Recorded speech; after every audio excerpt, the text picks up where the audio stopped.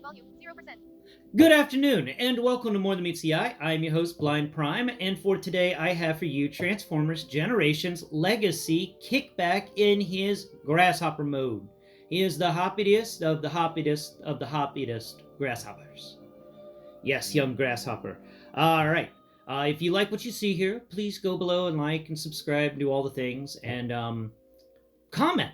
Yeah, comment. I noticed a lot of people seem to turn off my video at some point within the first few minutes. You know, whenever you do, just leave a comment and tell me why you did it so I can improve myself. I'm wanting to improve and make these experiences better for me and you, but I don't know what I'm doing wrong there. So, you know, if you find yourself going, meh, I don't like this, you know, put a comment on there and say why. It'll help me improve. And I'm about improving, you know. I'd like to educate myself on this and ensure that I do a better job every day. You know, that's just life. Every day, you get better. Okay, so let's get into this guy. And this is going to be a controversial video. Everyone on the internet is talking, oh, I love Kickback. Oh, his Grasshopper mode's amazing. And I'm just, no, it's not. No, it was amazing in 1980 when the technology was so amazing that everyone was like, what? A transforming toy? Whoa, that's amazing. Wow, that's so cool. But now, yeah, it's a transforming toy. But, you know, was a lot of thought and engineering put into it?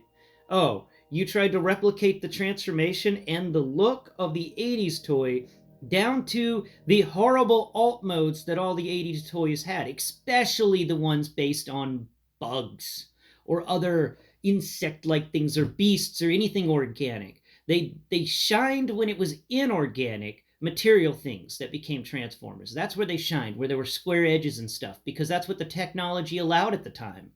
And what I wanted to see, or at least feel with my hands, what I wanted to feel was a damn good Grasshopper mode. That's what I wanted from this Kickback. I wanted a good Grasshopper mode. I wanted a cool Grasshopper. I wanted a Grasshopper that had little mandibles here that you could open up slightly so that you could actually put like Bumblebee's hand into his mouth or something. I wanted a Grasshopper that you could pose. I wanted something that could strike fear into the Autobots' hearts. Instead, I got this POS Grasshopper mode. This is the crappy... Look, yeah, oh, it's got the little grasshopper legs that come out of the underside of the legs from the robot mode. Oh, isn't that interesting? And the knees hyperextend. Hell, because of QC problems, some of my Transformers' knees already hyperextend. That's not a feature. That's usually a problem. And, oh, the front half, you know, his arms split in half and become these hideous to pose insect legs that to me, how it feels, this does not feel like an insect legs. These feel crap. These are just terrible. This is just terrible. What the hell? I hope you G1 people are happy. I hope you are. I hope that you are just loving this exact to G1 specifications down to the transformation and the alternate mode Kickback. Aren't you happy you got a toy you can barely remember from the 80s?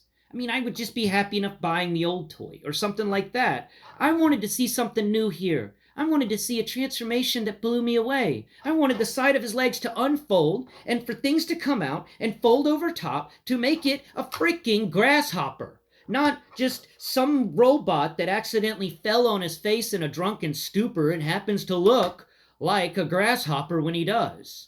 You know, it just the accessories are neat, kinda, but it's just everything is wrong with this thing. I don't like it. I absolutely hate this mode.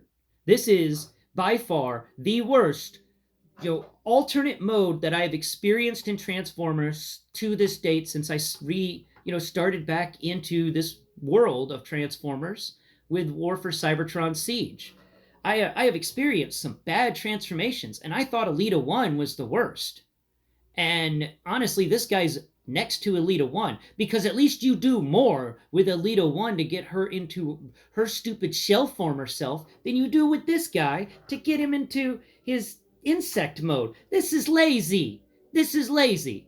I buy Transformers because I want to experience something that took science, technology, engineering, arts, and mathematics to create. This is just somebody looked at the old one and went, "We can do that. We can do that. You pay me $10, I can do that. I can do that." And like right now, look, it's done. I did it. I did it. I designed it, and it's pretty simple. All you had to do was just do exactly what it did in the '80s. And with the '80s technology, everything was simple. Now this would be the cheapest transformer we could buy. Oh, I know. We'll up the price by another few dollars. It'll be taller than Cliff Jumper or Bumblebee, but everybody will say, "Oh, it's worth the price because it's taller and it has more plastic." Cliff Jumper and Bumblebee are better action figures than this guy, because Cliff Jumper and Bumblebee have very dramatic transformations that actually take some time and effort and are this guy. All right, let's get into measurements. So Kickback stands in this hideous, messed up mode all the way over here. There we go. He stands at, what is that? Let's see. And wow, 17, 18, 19, 20, 21, 22 studs long in his Grasshopper mode. And he is 9.5 studs on his at his width. All right, let's get a comparison with Cliff Jumper here, which is a better transformer than Grasshopper, because it actually is a transformer. And this Kickback isn't no transformer. He's some sort of... I would have just preferred him in the RID series if this was what they were going to give us.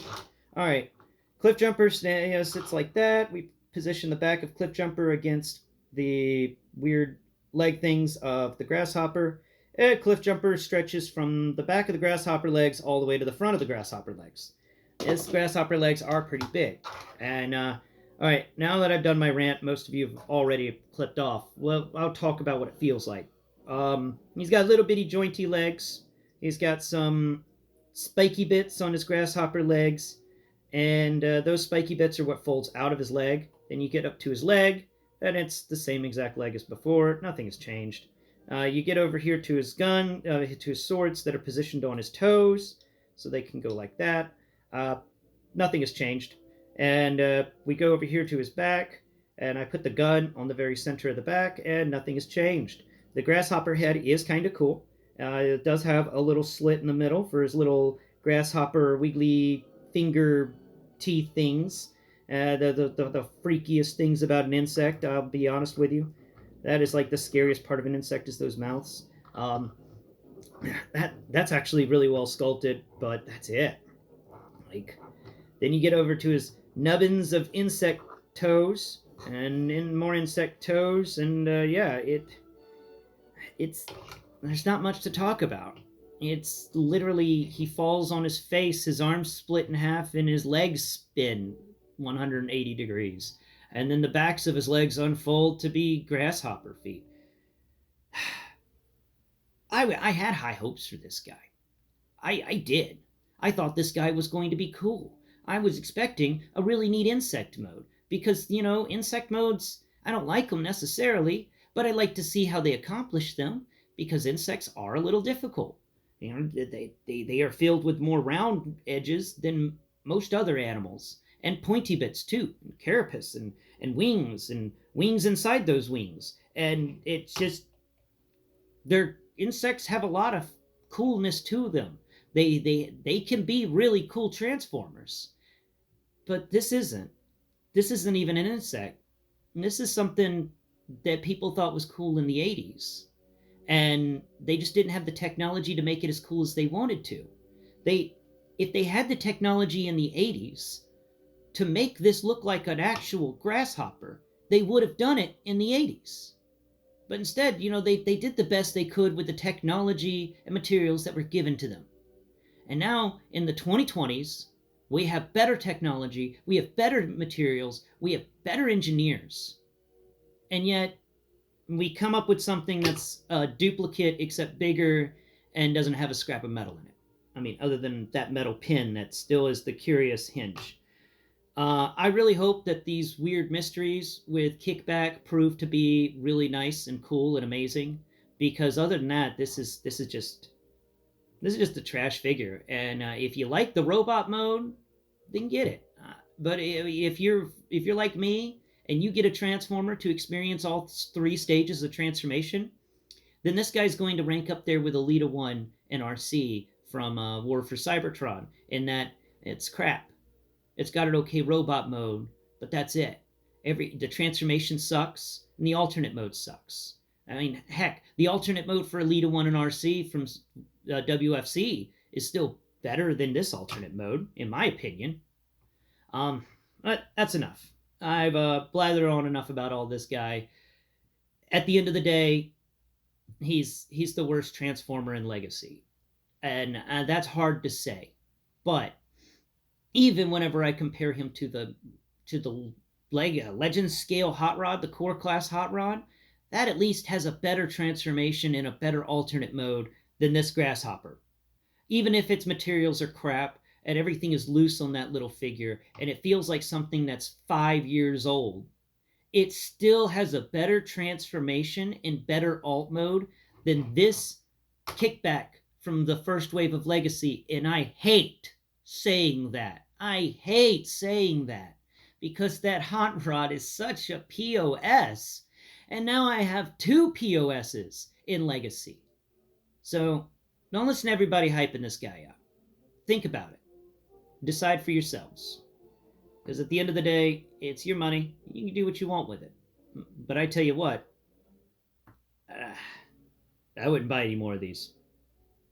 All right, that's enough. I hope that you've enjoyed the show. Please tune in next Prime. We will have hopefully season 2. And later on today, I'm going to do another video because I was searching through boxes to put some stuff away and organize some stuff, and this fell out of my closet and landed on my head, and I went, oh, right. This was the G.I. Joe classified figure I meant to do this week that I lost. So it slapped me in the head, and it's the Snake Eyes Origins movie, Scarlet, and we are definitely going to talk about her. All right, so tune in then, and I'm probably going to release that video later on today, just to get it out there. And then work on season 2 of Power Rangers. Until next Prime.